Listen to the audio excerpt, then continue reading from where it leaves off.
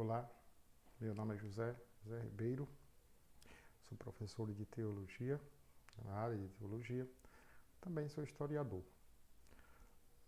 Aqui nós iremos estar falando um pouco sobre a questão da disciplina Ecumenismo e Diálogo Interreligioso. É uma disciplina que faz parte da grade curricular da especialização em Ciências da Religião, oferecido pela Faculdade de Educação do Piauí, FAEP. Bom, aqui nós iremos dividir a disciplina em dois momentos.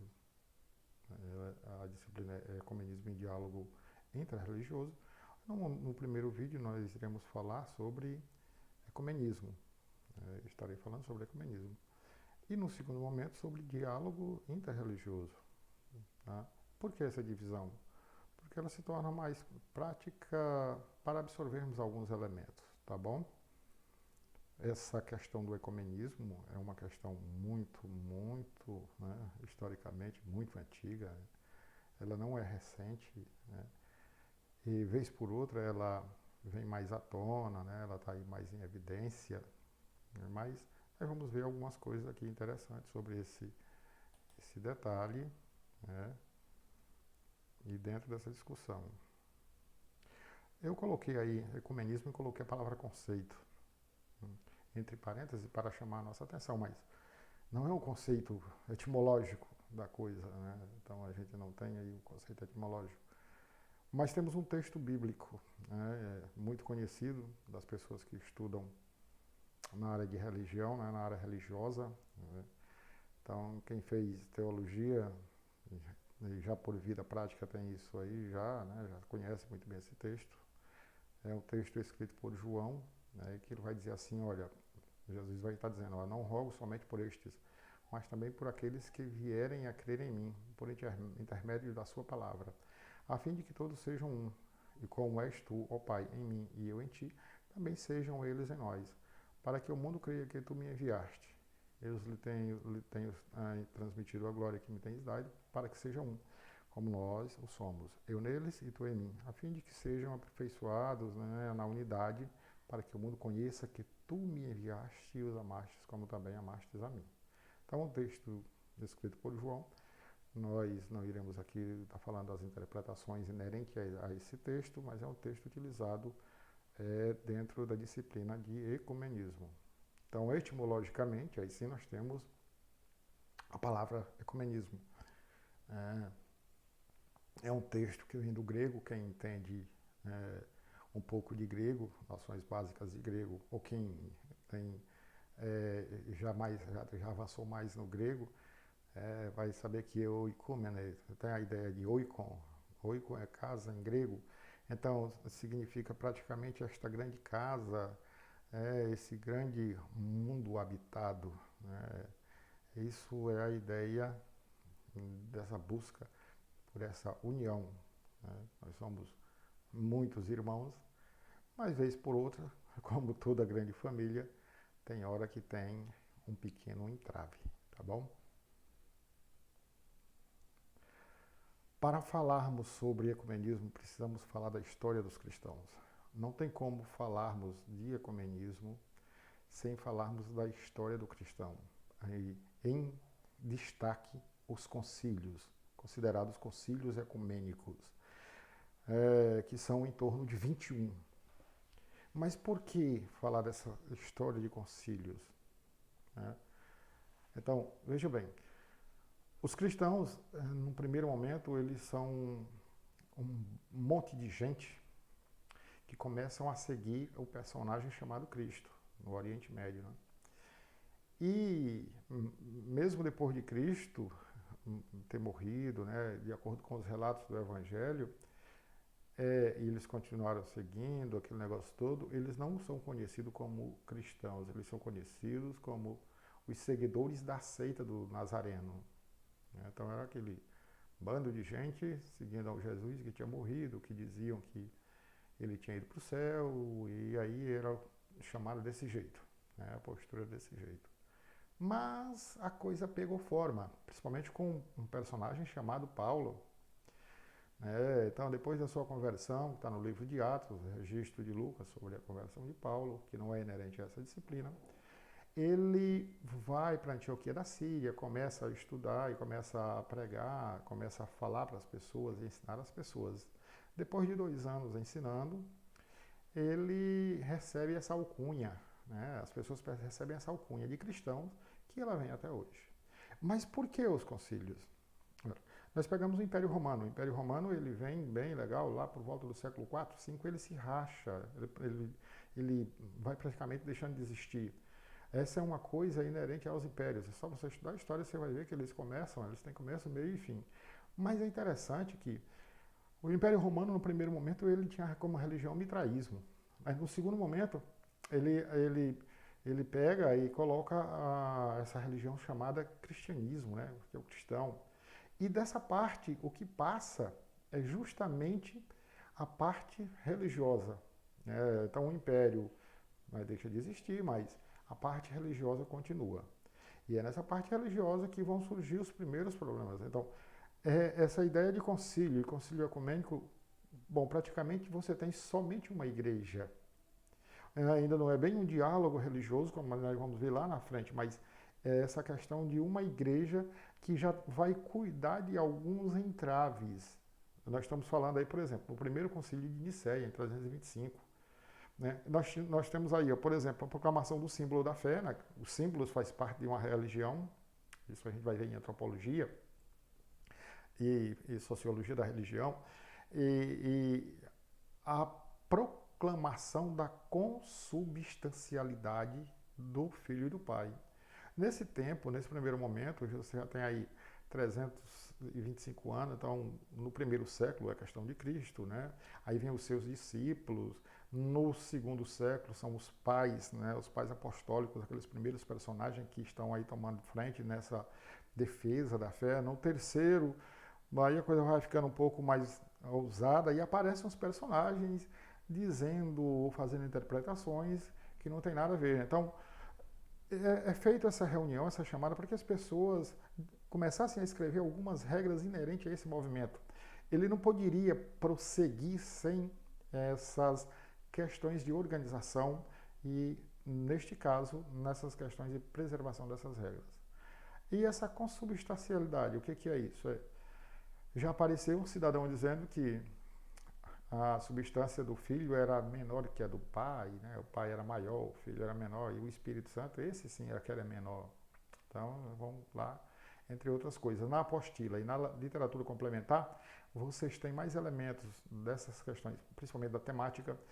Eu coloco 2 elementos da temática, mas tem da temática que tem as consequências e tem também os locais onde foram realizados, o tempo que foi isso e todas essas coisas mais, tá bom? O outro, né, o segundo grande concílio, foi em 381, tem aí pouco tempo, 60 anos depois praticamente, né? Então você tem aí outra discussão. Então, o pessoal da igreja que começa nessa questão de estrutura, já vai dizer assim, olha rapaz, nós temos novamente essa questão dos símbolos, mas nós temos uma coisa aí que é complicada. Tem personagens dizendo que o Espírito Santo não é santo, ele tem um nome de santo, mas não é santo. Como é que pode isso, um negócio desse, né? Então, eles vão também já condenar o arianismo, né? Ário é um desses personagens que ele começa a trazer umas interpretações e o pessoal, né, de vanguarda que guardava essa apologética vai dizer, olha, Ário, rapaz, você não está pensando direito, tá bom? Então, depois, já em 431, nós temos aí o primeiro concílio de Éfeso, né? Éfeso ficava no que hoje é a Turquia, né? Hoje tem os restos de Éfeso lá, né? Arqueologicamente, quem estuda arqueologia bíblica, ou se alguém já tiver ido lá, eu não fui, mas em Éfeso, né? Então, entre outras coisas aí, 400 anos depois, né? Já está lá a confusão com a Maria. Os restos de Maria, né, hoje, os restos mortais estão na cidade de Éfeso e é visitado por um monte de cristãos. Tá? Alguns cristãos vão lá para ver o túmulo de Maria, tudo direitinho. Mas aí foi essa questão aí da discussão. Maria é mãe de Deus. Então, por inferência, né? Se Cristo é Deus, verdadeiramente homem, verdadeiramente Deus. Maria é mãe, logo Maria é a mãe de Deus. É o princípio Theotokos. Tá?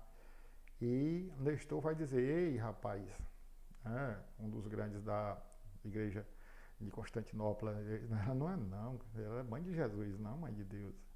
Aí vão dizer para ele, ei meu camarada, você realmente está errado. Então, você não é bem visto aqui, né? As suas teses não batem legal, então você está fora, condenado. O primeiro concílio da Calcedônia, 451, tem pouco tempo aí, 20 anos depois, né, praticamente, você tem a condenação do monofisismo. Então, Eutico vai aparecer dizendo assim que Jesus, ele era forma, mas ele não era homem. Ele tinha forma de homem, mas ele não era homem. Não tinha condição disso aí, né? E aí o pessoal vai lá dizer, olha, rapaz, Jesus era verdadeiramente homem e verdadeiramente Deus, tá bom? E o Eutico, com essa corrente dele, mais na frente, ainda vai dar o que falar, tá? Então, em 553, aí realmente eles dão, eles fazem outro concílio e dão uma machadada final para acabar com o monofisismo, né? Então, essa problemática vem de novo aí, eles vão dizer, olha, isso não está certo, né? Então, Cristo é verdadeiramente homem e verdadeiramente Deus. O terceiro concílio de Constantinopla, em 680, aí já tem um espaço maiorzinho, né? E também o concílio de Trullo, né, em 692, a condenação do monoenergismo e do monotelismo. É interessante dizer para vocês que descrições mais detalhadas sobre esses movimentos são encontrados na literatura recomendada e na apostila, tá bom? O sétimo concílio é o concílio de Nicéia, em 787, que vai trazer essa questão dos ícones, da iconoclastia. Então, quando eu falei, por exemplo, quando a gente está falando sobre sociologia da religião e o simbolismo, né, os símbolos fazem parte das religiões, e então esses ícones eles fazem parte, mas isso acabou dando um negócio aí de um concílio, tá bom? O oitavo concílio de Constantinopla, né, vai trazer a condenação do patriarca Fócio, né, na questão do patriarca da igreja do Oriente, né, e aí ele tinha umas ideias que o pessoal disseram, olha, isso aí não está legal, cara, tá bom? O nono concílio, ou o primeiro concílio de Latrão, em 1123. Tem umas coisas interessantes, olha, daí para frente, que são as questões voltadas para a reforma da igreja. Eu tinha nego vendo ali, olha, rapaz, se não houver uma reforma interna nessas questões de postura, nessas questões da religião, o negócio não vai dar legal. Então, a gente precisa estar vendo isso aí, né? Essas questões das investiduras aí, que tem a religião está se tornando mais antropocêntrica, a igreja agora está tomando forma divina, e aí mais outros diziam, não, ela é divina mesmo. Rapaz, foi uma confusão grande. Teve, pouco tempo depois, um outro concílio, também Latrão, que ele vai tratar justamente disso, e Anacleto ele vai dizer assim, rapaz, esse negócio aí está meio complicado. Aí já começa a dar um cisma, né? Começa a dar um racha. Mas isso é só uma premonição para o racha que vai acontecer em 1050, 1054, alguns livros vão dizer 1054, 1050, 1054, quando se criam duas igrejas. Então você tem aí a Igreja do Oriente, com a sua sede em Constantinopla, né, que nós conhecemos hoje como Istambul, na Turquia, e a Igreja do Ocidente, com a sua sede em Roma.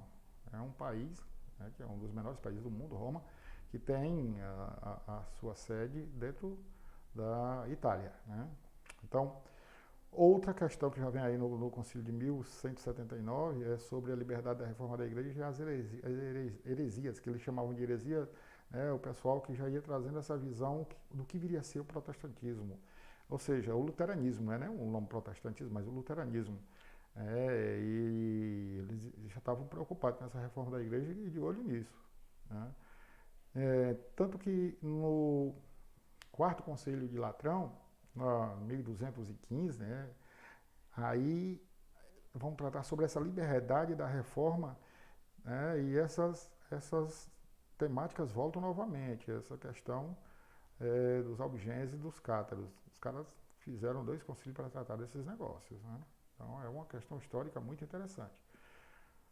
Outra coisa que vem aí na sequência é o Concílio de Lyon, o Concílio de Lyon, né, em 1245, é sobre a liberdade da reforma. Vai ver que eles estão tratando direto essa questão, né, da reforma da igreja, e eles trazem também agora a política para dentro, né, com mais ênfase na questão do imperador Frederico II, né, ele vai trazer isso aí, e isso deu uma crise muito das bravas. Anos depois já deu outro problema. Agora, esse problema é mais voltado porque eles, em 1054, como citei ainda há pouco, você tem aí um racha, né, no catolicismo universal, o termo católico universal, que negócio todo. Aí quando chega aí, os caras já estão preocupados, rapaz, a gente precisa se unir, porque do jeito que vai acabar tendo uma fissura maior. Então, esse concílio vai trazer a ideia de buscar essa união com o Oriente e o Ocidente. Olha, isso é tão sério, pessoal. Esse cisma ele foi tão grande que essa ruptura só permitiu a visita de um Papa 1000 anos depois.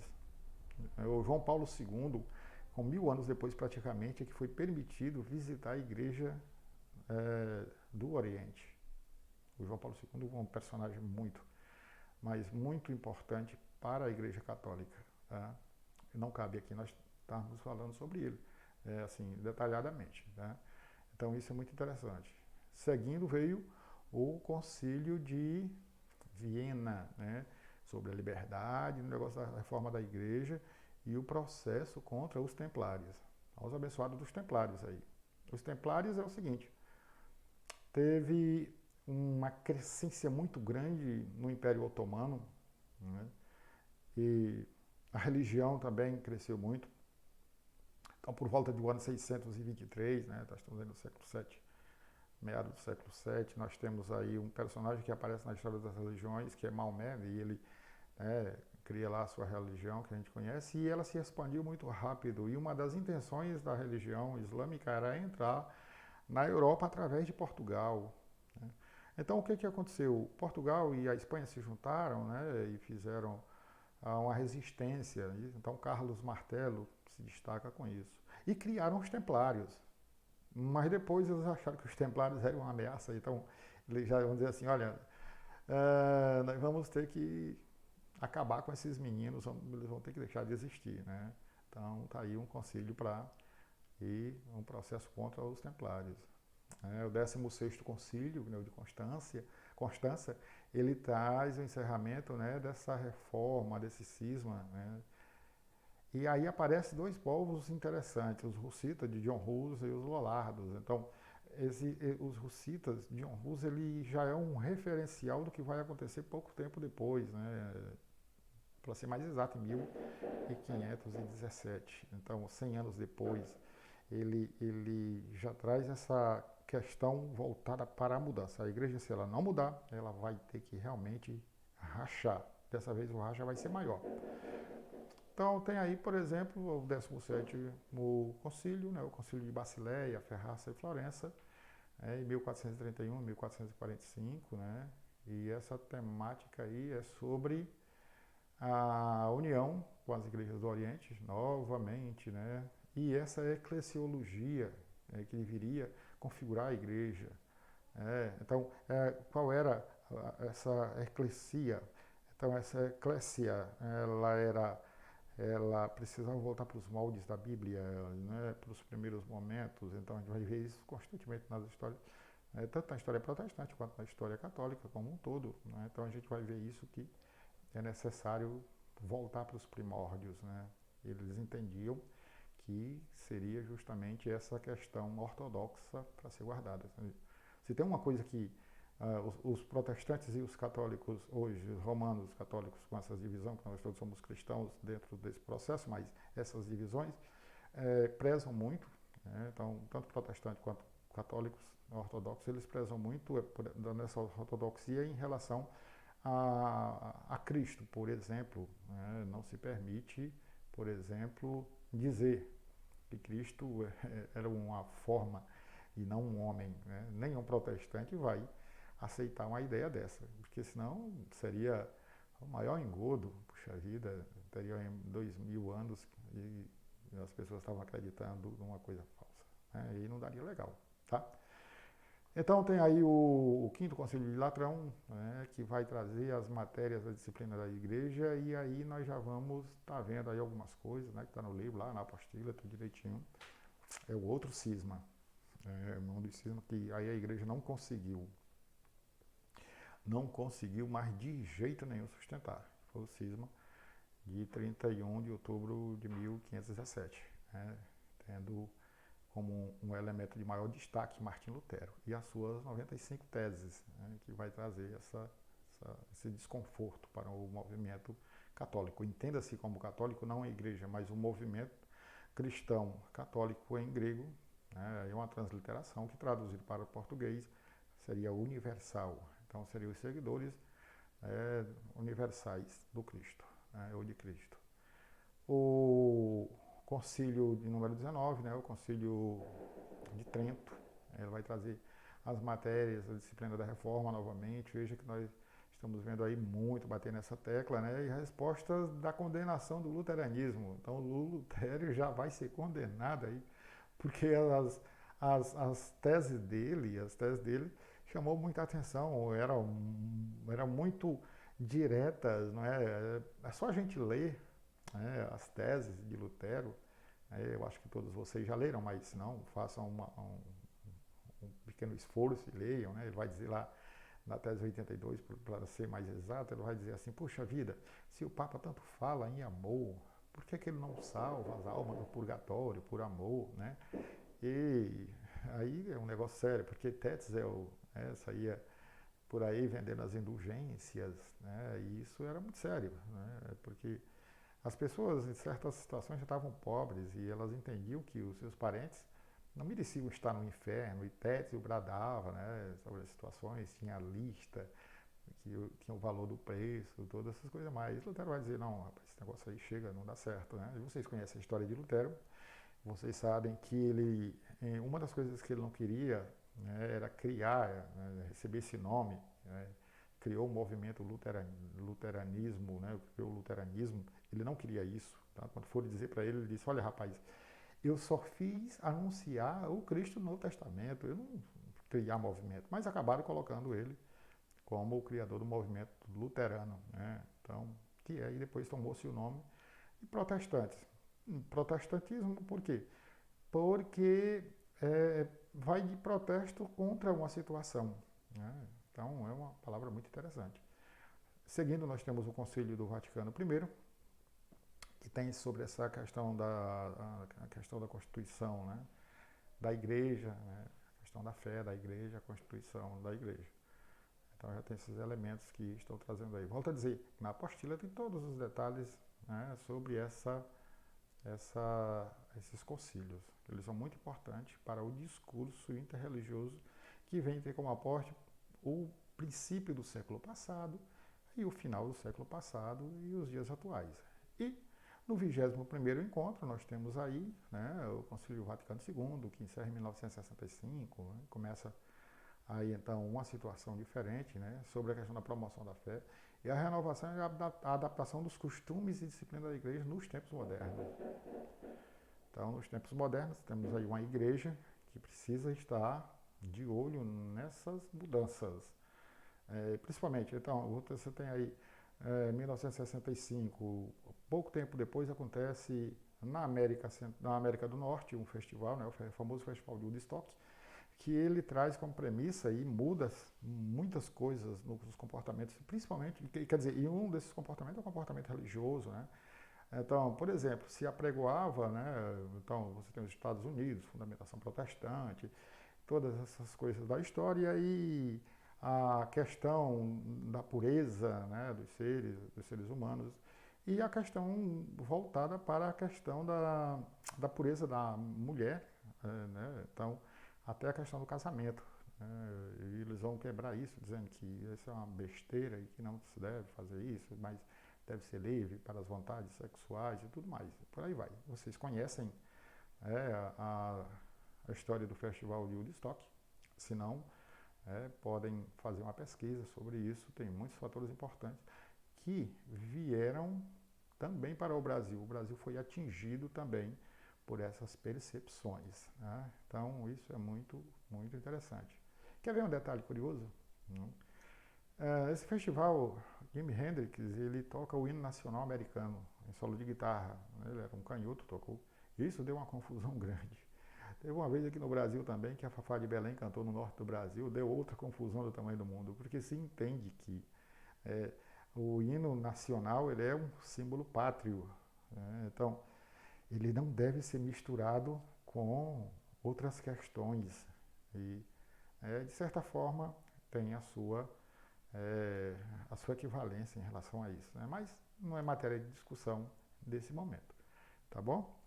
E aí nós temos aí as referências e temos aqui um gracias, obrigado. E no vídeo seguinte, no vídeo 2, na segunda aula, nós estaremos tratando dessa questão do diálogo em si mesmo, porque é importante sabermos dessa historicidade para que depois a gente possa trazer alguns elementos concernentes a esse diálogo, tá bom? Obrigado mais uma vez.